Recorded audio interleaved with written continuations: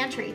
So today I'm doing bread, and I had my heart set on doing a solar cook, but it has been raining and cloudy and overcast all day, so I don't get to do the bread in the solar oven. But I did put a pot of beans out there, and even with all the cloud cover, they actually kept a temperature of 200, 220 pretty much all day, and then I finished them off on the stove. But that being said, I'm going to do a beautiful rosemary and garlic half wheat, half white bread, and bringing you along for this. The next time I do bread, though, it's going to be in my solar oven. So today we're going to do it in the regular oven, and I hope it inspires you to stay with me and check out this recipe. It's super easy, and it's so delicious, and it goes with any kind of Italian meal or not. And so I hope you come along and see what I put in this.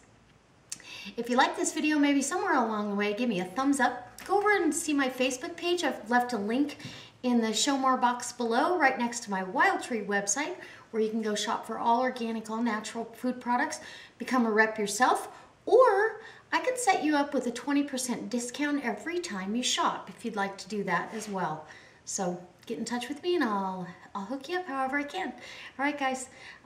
Also, free recipes over there. I post free recipes on my Facebook page all the time, every day. We've got a new one from Wild Tree, and so I put those up there all the time. All right, so I'll get to making some bread, and you come on, have a cup of coffee and sit and watch. All right, guys, I'm glad you stayed along for this one because it's super easy. Bread is not that hard to do. So I've got my yeast over here in some warm water with about a healthy 3-finger pinch of sugar.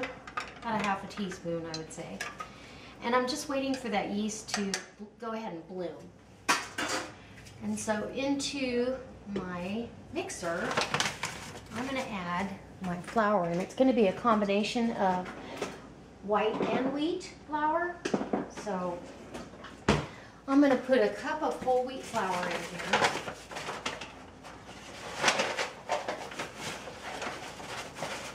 And because I'm using whole wheat, I am going to use some dough enhancer to lighten it up, because we want this really fluffy and delicious.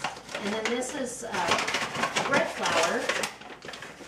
You could use all-purpose flour, it doesn't really matter. So I'm going to do a cup of that. And this is just the beginning, so we're going to obviously need more of that.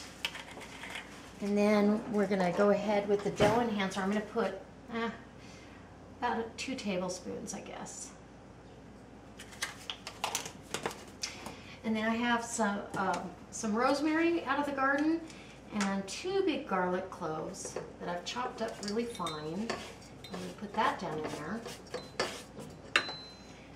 And I've got my Wild Tree's spaghetti blend, and I'm going to put a tablespoon of that in there. This is just such a good mixture, and it just is going to make this bread delicious. A little Italian flair.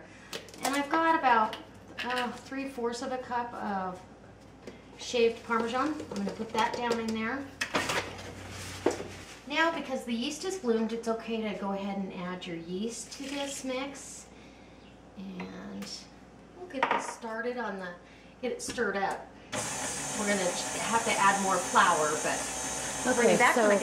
Now I've got this mixture, and I added another cup of water, and I'm going to add some salt right now.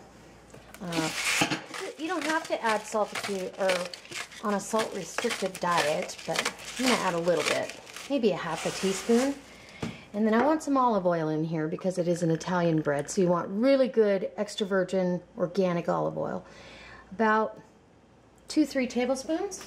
And then we're going to go ahead and get that mixed real quick. And we're going to start adding flour. So I'm going to add in half-cup increments, half a cup at a time. I'm going to add in the bread flour because we've already got the wheat. Okay, so I'm going to start the kneading process and let this go for another 7 to 10 minutes. And at the end, I added another 2 cups of flour, but then at the end I added a couple of tablespoons at a time until it picks up all the dough off the bowl nice and clean, like you see it right now. For 10 minutes, And now unlock it, pull this up. I've already put a little bit of oil down there, some olive oil down at the bottom. So you kind of already have a head start on that. And you're just getting the dough off here.